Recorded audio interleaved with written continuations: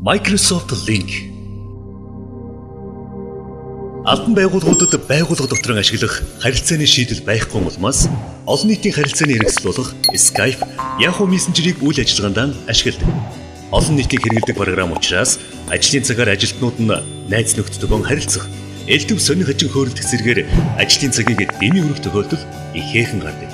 Ингэснээр тухайн ажилтан хамт олонний ажлын бүтээмж багасах сөрөг талтай. Мөн түүжлэн ажилтнууд нь хувийн Yahoo аккаунтаараа байгууллагын материалыг дамжуулцдаг.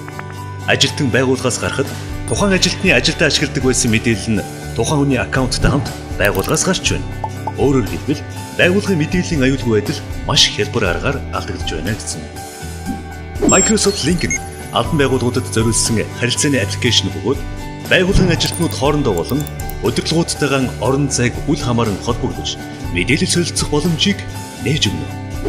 Линкийг ашиглан харилцагч хүнийхээ төлөв байдал буюу хэдэн минутын өмнө гарсан завтай байгаа эсэх болон одоо хаана байгаа зэрэг ерөнхий мэдээлэл зургийг харах боломжтой.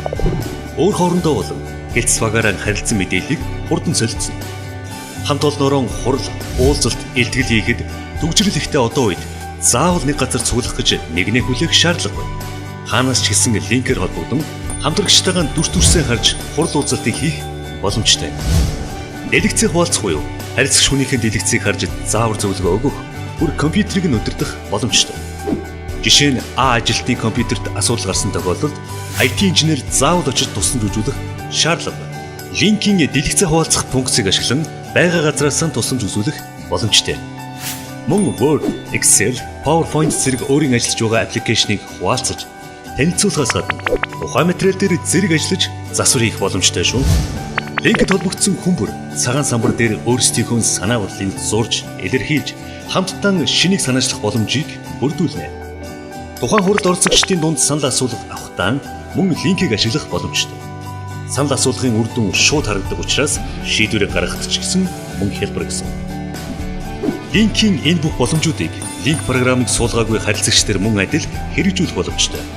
Интернет браузер ашиглан тухайн харилцагч дөрвөн компьютероос хамт олон түвшүүдтэйгээ холбогдож ямар ч уулзалт хурал цуглаанаас хоцролгүй оролцож чадна. Ухаалаг гар утас таблетээс холбогдож болдгоос гадна байгууллагын суурин утастайгаа холбох боломжтой. Ингэснээр линкээрээ суурин болон гар утас руу дуудлага хийх боломж бүрдэх юм. Та гадаадд эсвэл офисоос хол явж байгаа тохиолдолд таны харилцах гэж байгаа хүн линк дээрээ онлайн байхгүй тохиолдолд тухайн хүнийхэн гар утас руу залгаж шууд холбогдож болно. Skype, Yahoo Messenger зэрэг нэгээс олон хүнтэй видео дуудлага хийх боломж нь хязгаарлагдмал бөгөөд групп видео дуудлага хийхэд нэмж төлбөр төлөх шаардлагатай байдаг. Харин та линкээр нэмэлт төлбөр төлөлгүйгээр групп видео дуудлага хийх боломжтой. Мөн линк нь зөвхөн танай байгууллагын хэрэгцээнд зориулсан учраас видео, аппликейшн, мэдээлэл дамжуулах хурд нь бусад харилцааны програмыг, аппликейшнийг бодвол хамаагүй хурдан бас өндөр чанартай байж чадна. Одоо байгууллага дотор харилцахад бүр хялбар боллоо. Microsoft Link хаанч хизээч тантай хамт.